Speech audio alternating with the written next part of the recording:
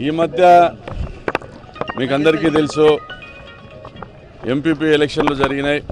Ramagiri MPP election కూడా జరగాల్సింది quorum లేక వాయిదా పడింది.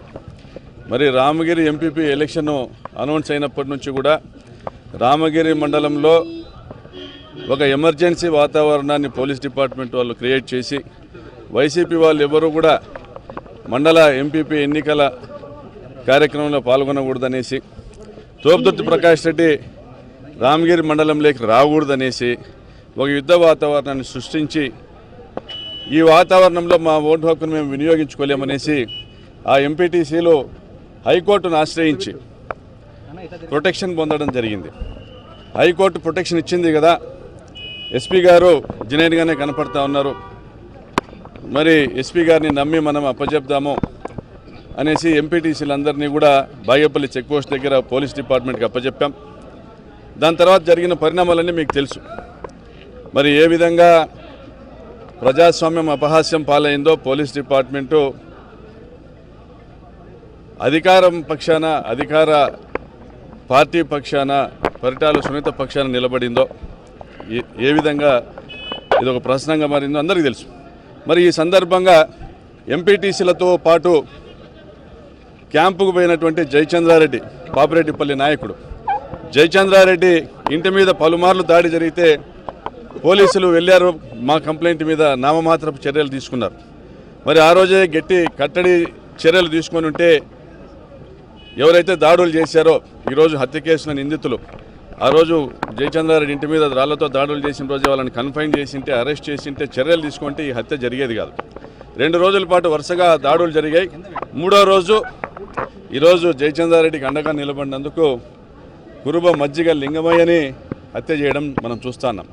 అంటే ప్రజాస్వామ్యంలో ఎవరు కూడా ప్రతిపక్షం అనేది లేకోకుండా ప్రతిపక్షం గొంతు నొక్కి ప్రశ్నించేవాడిని అంతమొందించి మేము రాజులము, రారాజులము, ఈ ప్రాంతానికి ఇది ఇక్కడ మా రాజ్యాంగం నడవాలనేటువంటి భావనను ఎవరు కూడా ప్రజాస్వామ్యంలో ఒప్పుకోరు. కానీ పరిటాల వారి రాజ్యాంగం అలా ఇంకా జరుగుతూ ఉంది. ఈ హత్యకు పాల్పడింది స్వయంగా పరిటాల సునీత తమ్ముడు రమేషు, మరొక తమ్ముడు సురేషు, వారి తమ్ముళ్ళ కుమారులు ఆదర్శు, ఆదిత్య, మనోజ్ నాయుడు, మరి ఇంకొక 2 పిల్లలు. మరి స్వయంగా పరిటాల సునీత రక్త సంబంధికులు ఈ హత్యకు పాల్పడితే చట్టం చేసేటువంటి ఒక శాసనసభ్యురాలుగా ఆమె ఈ హత్యలు ప్రోత్సహిస్తే మరి చంద్రబాబు నాయుడు గారు ఏం మెసేజ్ ఇవ్వదలుచుకున్నారు రాష్ట్రానికి? మీ శాసనసభ్యురాలు అసలు ఆమె తరఫున పోటీ చేసేదానికి ఒక మహిళా అభ్యర్థే లేదు, మహిళా రిజర్వ్డ్ ఎంపీపీ స్థానం ఇది. మరి అటువంటి సందర్భంలో వేల మందిని ధర్మవరం నుంచి, కదిరి నుంచి గూండాలు తీసుకొచ్చి ఇక్కడ మోహరించి ఎంపీడీఓ కార్యాలయాన్ని ఆక్రమించుకొని పోలీసుల్ని లెక్క చేయకోకుండా ఇక్కడ ఇంత దుర్మార్గంగా వ్యవహరిస్తుంటే మీరు ఏం చేస్తున్నారు? నేను డిమాండ్ చేస్తున్నా చంద్రబాబు నాయుడు గారిని, పరిటాల సునీత చర్యల వల్ల, వారి కుటుంబపు రక్తపు చరిత్రల మరకల వల్ల తెలుగుదేశం పార్టీ మకిలి పడతా ఉంది. చర్యలు తీసుకోండి ఆమె పైన, ఆమె కుటుంబ సభ్యుల పైన.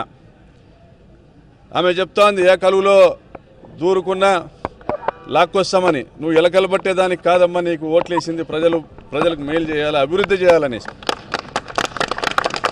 మరి ఈ నెల రోజుల్లో గమనిస్తే కురుబ కిష్టప్ప గారు రిటైర్డ్ జడ్జి గారి పైన మీ దాష్టీకము, పోలీసు అధికారులు ఆయనను మెడబట్టి తోయడం చూశారు ప్రజలు. మీరు కబ్జాలు చేయడానికి కబ్జాలు చేసే ఉద్దేశంతో ఇల్లు పడగొడతా అంటే ప్రశ్నించినందుకు. కురుబ నాగిరెడ్డి పైన దాడి చేశారు. ఎన్నికలలో భాగమైనటువంటి అనెక్సర్ 1, అనెక్సర్ 2 సబ్మిట్ చేయడానికి వెళ్తే ఒక అడ్వకేట్గా. అదేవిధంగా కురుబ బాలన్న మీద దాడి చేశారు మీ బంధువులు సిద్ధరాంపురంలో. ఈ ప్రతి ఒక్క దాడిలో మీ బంధువుల హస్తం ఉంది. మరి ఈరోజు అదే కురుబ కులానికి సంబంధించినటువంటి నాయకుడు లింగన్నను హత్య చేశారు, మళ్ళీ మీ బంధువులే. నిన్న ఉషశ్రీ చరణ్ గారు, ఆమె పైన కూడా కేసు నమోదు చేశారు. ఎందుకు ప్రశ్నించాం? మేమేం చేసాం? మేము చేసిన తప్పేంది? పోలీసులు మేము దుర్భాషలాడామా? తెలుగుదేశం పార్టీ గూండాలు వచ్చేసి హైకోర్టు రక్షణలో ఉన్నటువంటి ఎంపీటీసీలను ఎత్తుకెళ్తా ఉంటే వాళ్ళని దుర్భాషలాడాం. మరి వక్రీకరిస్తూ పోలీస్ డిపార్ట్మెంట్ మీద మేము దుర్భాషలాడామని అక్రమంగా మా మీద కేసులు పెడతా ఉన్నారు.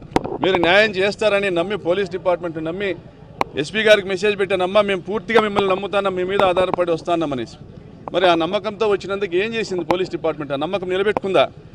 కోర్టు ఆదేశాలు ఉన్నాయి, కోర్టు రక్షణ కల్పించింది పోలీస్ డిపార్ట్మెంట్ ద్వారా అనేసి నమ్మి వస్తే మీ అధికారులు చేసింది ఏంది?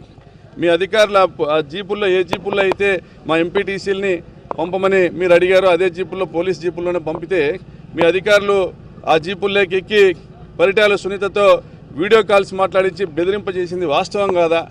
మీ కాకి సొక్కాల మీద, కాకి టోపీ మీద మీరు ప్రమాణం చేసి చెప్పండి.